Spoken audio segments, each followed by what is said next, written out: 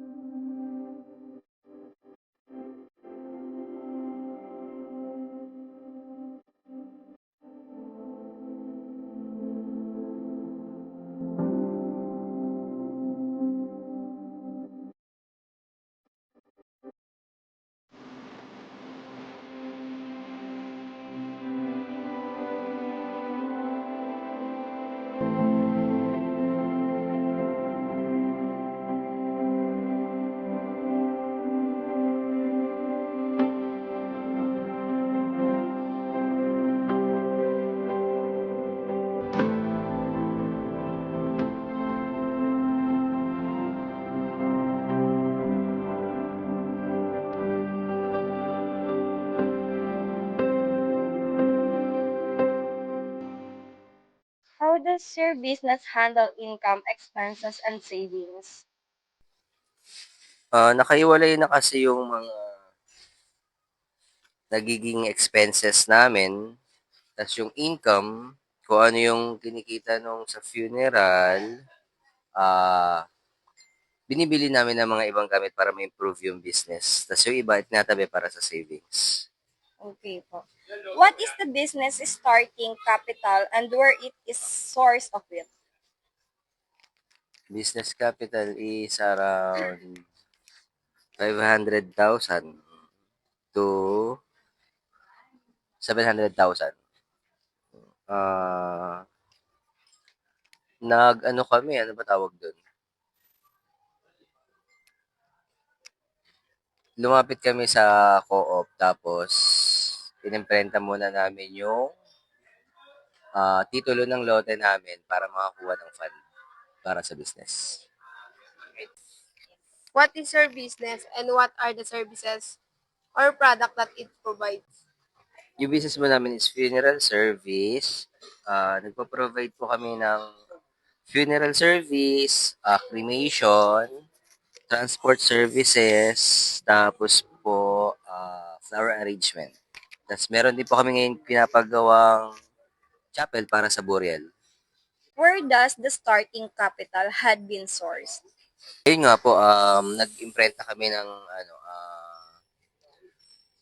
title ng lupa sa co-op para makakuha ng fund doon sa co-op.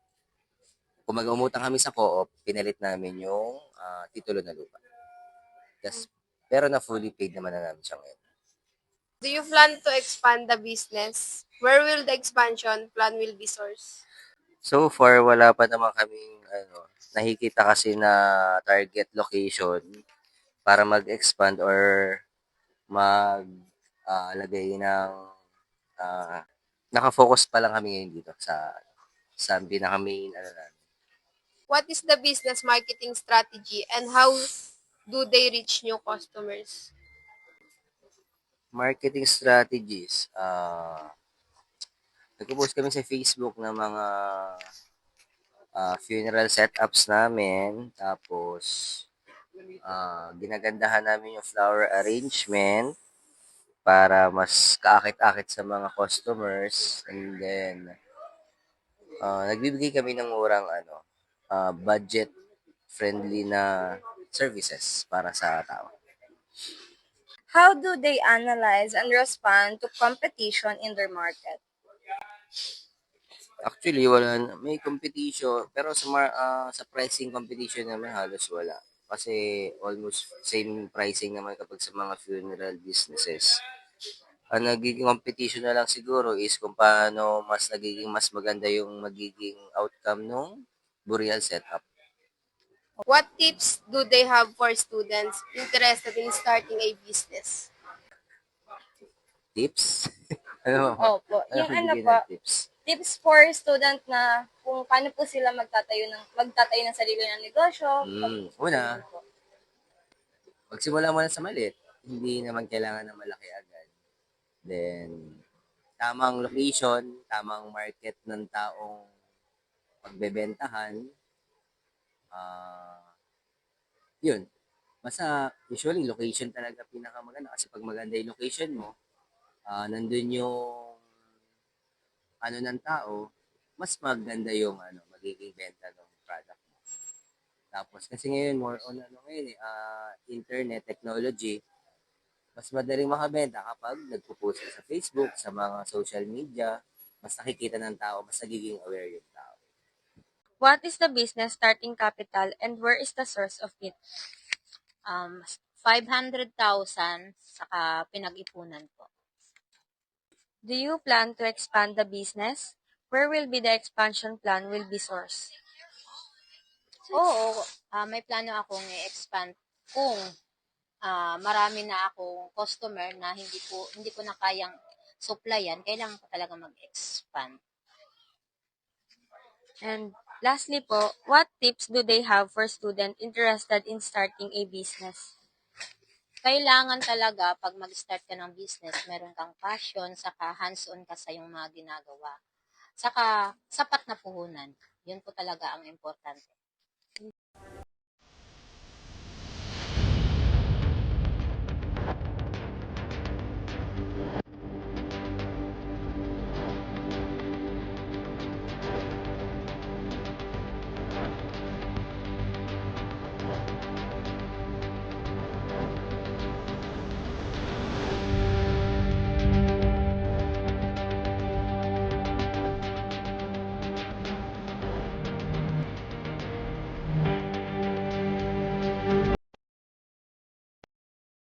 Sa ganitong uri ng serbisyo, hindi lang basta negosyo ang pinag-uusapan.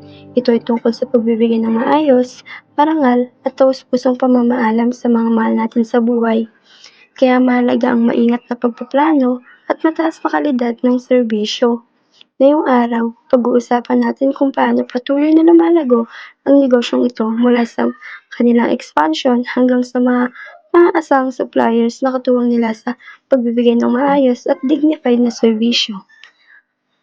Para mas mapagsilbihan ng pamilyang dumadaan sa mahirap na panahon, patuloy nilang pinapaganda at pinapalawak ang kanilang serbisyo mula sa mas maaliwalas at komportableng pasilidad hanggang sa mas kumpletong funeral packages, sinisigurado nila ang bawat pamilya ay may pagpipilian ayon sa kanilang pangangailangan.